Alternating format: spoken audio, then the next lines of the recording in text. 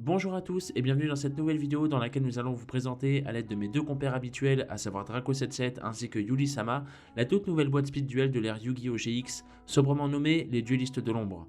Comme pour les précédentes que nous avons déjà abordées sur cette chaîne, le nom se suffit à lui-même et nous allons ainsi retrouver cette fois-ci un produit centré exclusivement sur différents antagonistes de cette génération iconique. Des duelistes comme l'Ultime Souverain ou encore presque toute la tribu des antagonistes phares de la première saison de GX, avec la présence du Masque des Ténèbres, Kamula, Titan et Tanya, Amnael ainsi que leur chef en la personne de Kagemaru.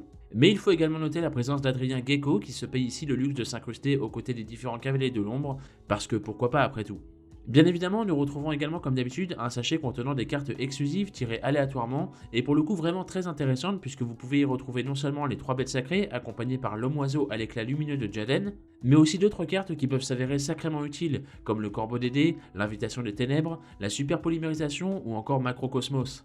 En plus de cela, nous avons également droit à une nouvelle flopée de cartes bonus ainsi que différentes compétences servant à équilibrer davantage la plupart de vos decks. Mais ceci étant dit, penchons-nous plus en détail sur le contenu de ces derniers. Qui dit troisième boîte centrée sur l'RGX dit forcément troisième deck centré sur notre héros, à savoir Jaden. Celle-ci, et comme les deux précédentes, contiendra encore une fois les héros élémentaires que sont Avien, Burstinatrix, Sparkman, Clayman ainsi que Cœur Farouche. Mais cette fois-ci, et pour les accompagner, nous retrouvons également les principaux héros du mal très emblématiques de la troisième saison de l'animé, avec notamment le champion de l'enfer ou encore Prodige Infernal, mais surtout l'âme malveillante. Il est par ailleurs aussi important de noter la présence de Versago le Destructeur, un monstre qui s'avérera là encore très utile pour accélérer la venue de vos fusions.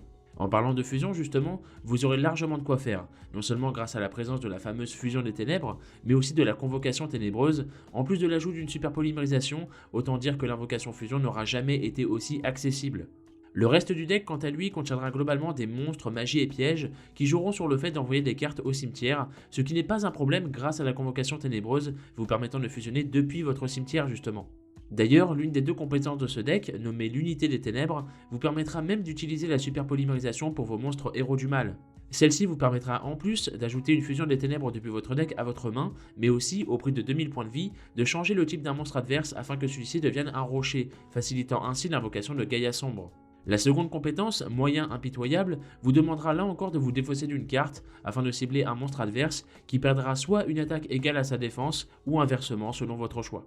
Bref, autant dire qu'avec toutes ces ressources, rendant ainsi le deck bien plus rapide, mais aussi son extra deck assez redoutable, vous n'aurez aucun mal à écraser vos adversaires qui ne feront pas de vieux os.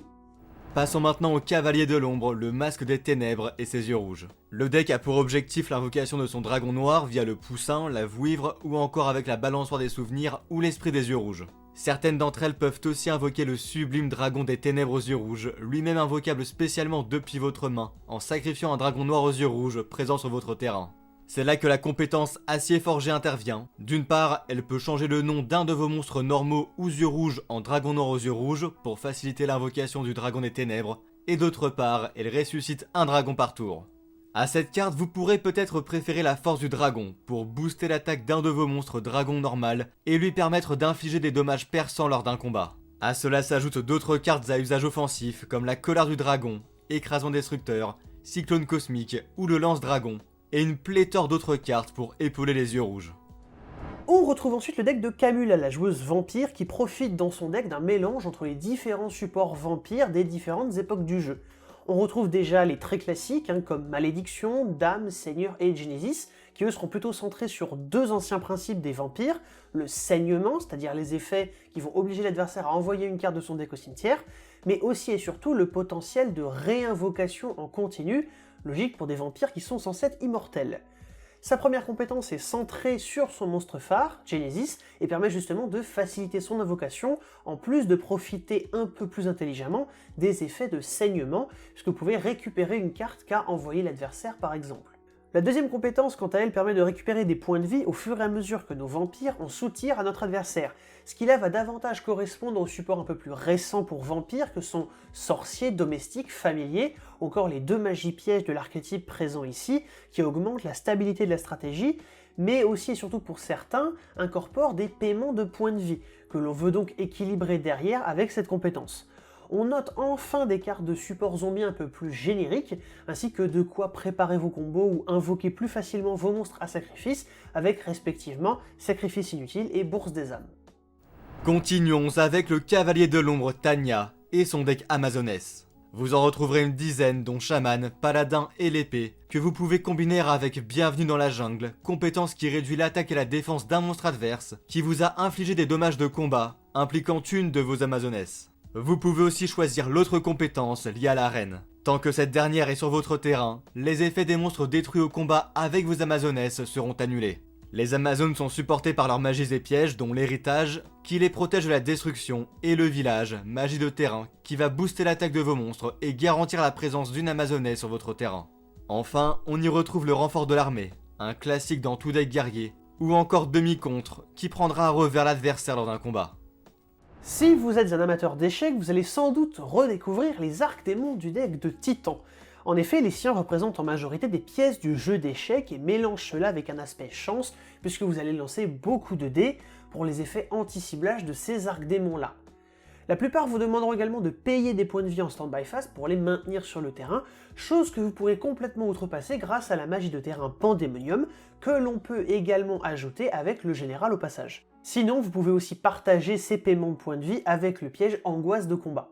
Vous pourrez sortir ces monstres plus facilement grâce à la compétence Promotion de l'arc démon, qui permet de sacrifier un pion pour invoquer n'importe quelle autre pièce de niveau 8 ou moins depuis votre main ou deck.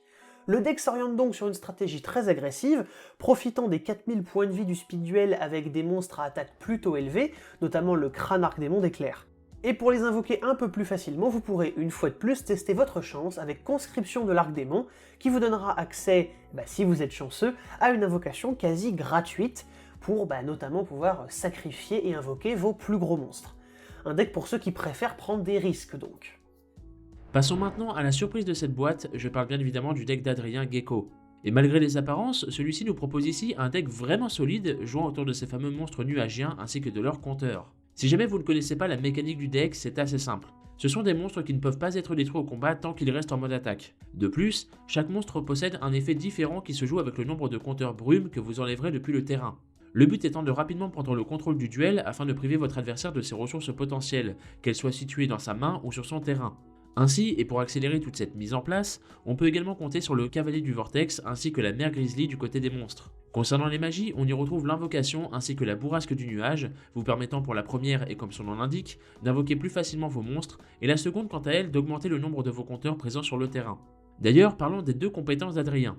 La première, si elle nuage de gris, vous empêchera d'être à court de compteurs puisque dès que l'un de vos nuagiens sera détruit, et si ces derniers possédaient alors des compteurs brume, vous pourrez déplacer ces mêmes compteurs sur un autre monstre présent sur le terrain. La seconde, nommée avertissement de brume, a pour effet de tout simplement vous rajouter un compteur brume supplémentaire dès qu'un ou plusieurs compteurs sont placés sur le terrain. Vous n'aurez plus qu'à coupler ces effets à contrôle de brume, mais aussi à cyclone de diamant, deux magies rapides complémentaires afin de vous faire piocher davantage.